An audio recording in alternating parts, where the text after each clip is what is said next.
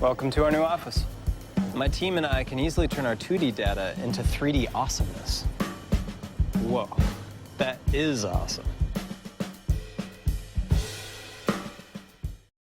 Let us start this half hour with new fallout over a police deputy's violent arrest of a female high school student in South Carolina. This morning, the FBI and the U.S. Justice Department are investigating, as we hear from one of the other students who was in that classroom. Today, national correspondent Craig Melvin has the story. Craig, good morning.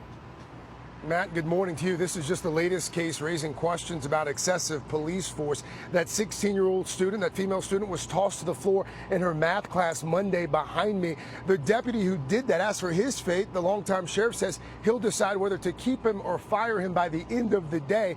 Meanwhile, the lawyer representing the girl tossed to the floor says she's hurting.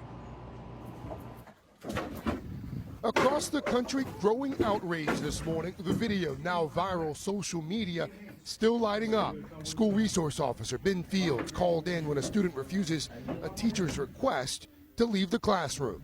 Okay, you're gonna come with me or am I gonna make you? She was tossed like a rag doll by a 300-pound weightlifting man. Todd Rutherford is the lawyer who represents the student seen in the video. He says there's no way she's going to be okay. She has a cast on her arm. She has injuries to her back, injuries to her neck, injuries to her forehead, and injuries to her arm. Tuesday night, a tense school board meeting. You do not treat a child like that. That student was given ample opportunity to do the right thing, and she chose to not do that. Please stop blaming victims when they are victim of excessive force. Ben Fields is a senior deputy and received a Culture of Excellence Award from one of the district schools last year.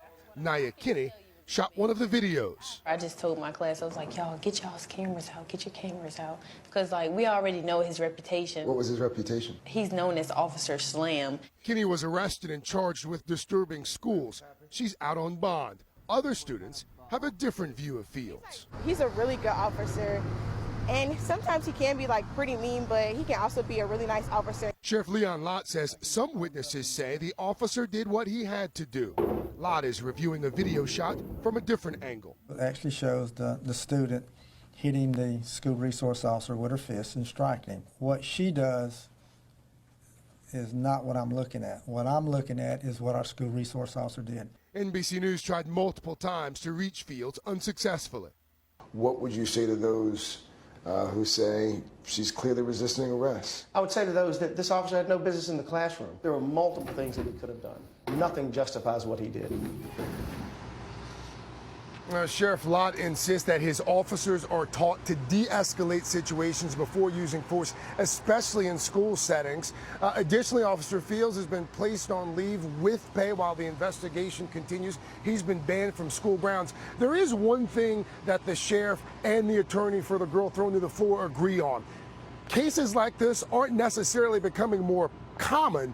It's that everyone, even in classrooms now, have these. And when they see police interacting, they start to roll video. Matt, Savannah? Craig, thanks very much. Walking around yesterday, crossing in front of television sets, that video was on over and over again all day long. It'll be very interesting to see what those investigations turn out. And as Craig mentioned, the video is really a game changer in those investigations.